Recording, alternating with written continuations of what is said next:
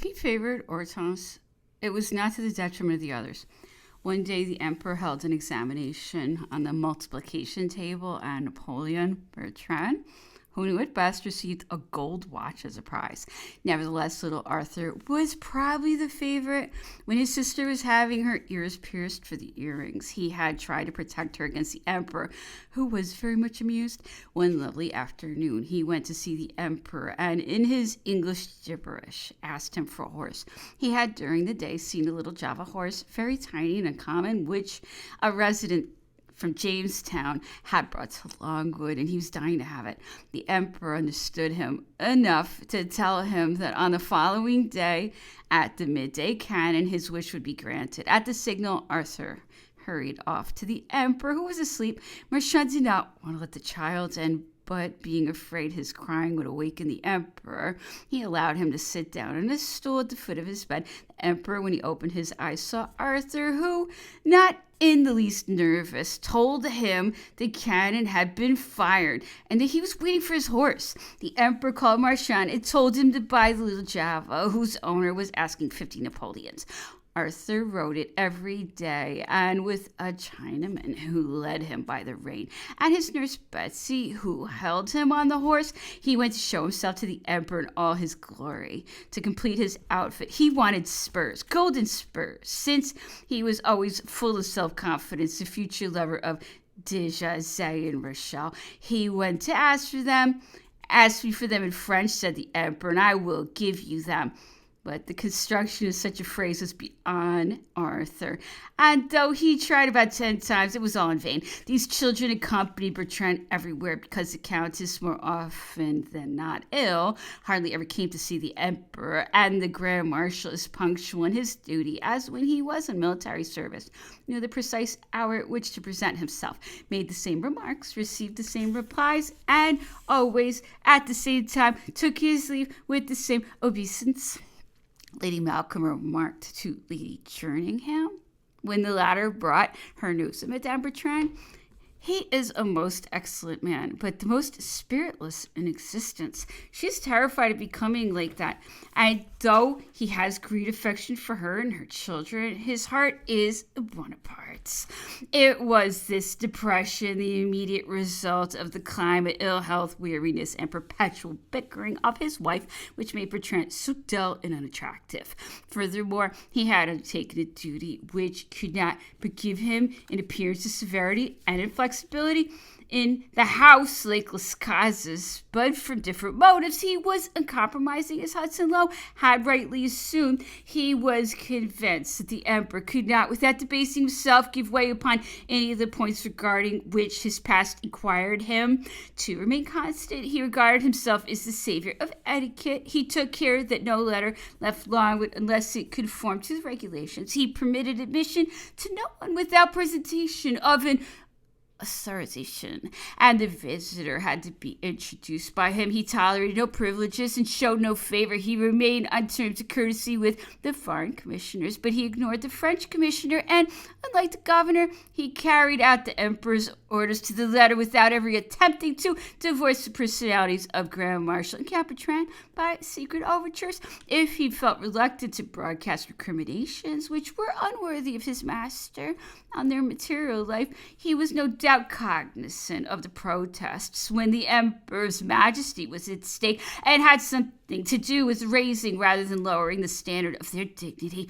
Such an officer as he, who had played a glorious part in the French army's most wonderful victories, who had been governor general of a huge province, who had commanded army corps, could not utterly disregard an officer like Lowe, but he never gave way to him. Bertrand was not a pleasant individual. He did not know how to act courteously, but he was loyal and straight. He alone served for duty's sake and not his own. He alone deemed honor preferable to the pleasures of life, the charms of society, and all the comforts obtainable by inducing the emperor to grant concessions which would almost imperceptibly have brought in its wake overwhelming and inevitable ruin. But General Bertrand was in charge of souls. It was his duty to devote his life to the emperor, but he was right in sacrificing his wife and children to this end. These latter had no choice of education, no teachers, no books on St. Helena. In 1817, through ministerial channels, the Grand Marshal had asked his father, who was his agent and conducted his affairs, to be good enough to send him the necessary lesson books for his children. Mr. Bertrand had gone straight from Chateauroux to Paris to buy them, and at the same time to restock the wardrobes of his daughter-in-law and grandchildren. When he had requested the necessary permission to dispatch these cases, which had to go through the English Colonial Office, the French Minister of Police had sent him to the Minister for Foreign Affairs, the Duc de Richelieu, who did not deign to reply.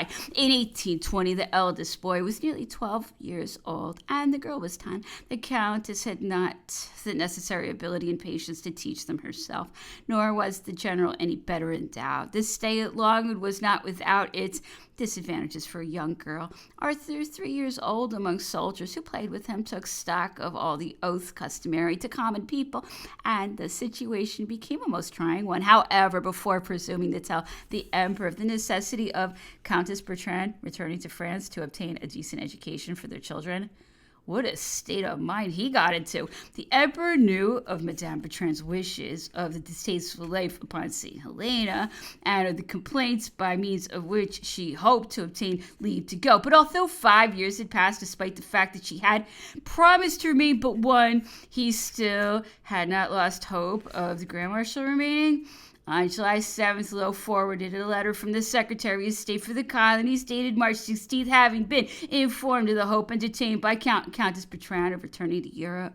Lord Bathurst thought that the Society Regent Bonaparte at Longwood would thereby be necessarily reduced, and that he should avail himself of the first possible opportunity of informing the General of the readiness of His Majesty to grant all the wishes he cared to express in favor of anyone whose arrival at Longwood would be agreeable. He added, if General Bonaparte prefers to leave the choice to Cardinal Fesch or Princess Pauline de Borghese, I will immediately communicate with them to that effect.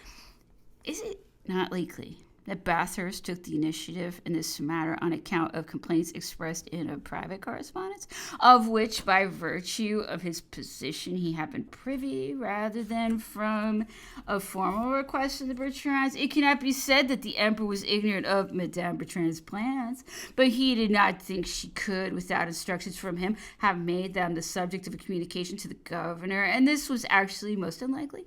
It was not long before a connection was established between the announcement of an early departure and a serious turn in the emperor's health. What could fairly be assumed is that the emperor had not realized the departure, even if it be allowed that the Bertrands had, with his consent, applied formally for the necessary permission, which seems impossible, and the news surprised him and caused a relapse. He had a long discussion with Bertrand, as a result of which it was almost arranged that someone should be sought out in Europe to come and deputize for the Grand Marshal. I actually saw on the desk in the bedroom, said Marchand, written in pencil, the following names in form of a list: the Dukes de Vicence, Rovigo, Segur, Montesquieu, Daru, Drouot, Turenne, Arnaud, Denon. 6 months later, these same names were mentioned, but it would have been years before any one of these gentlemen would have agreed to come to St. Helena.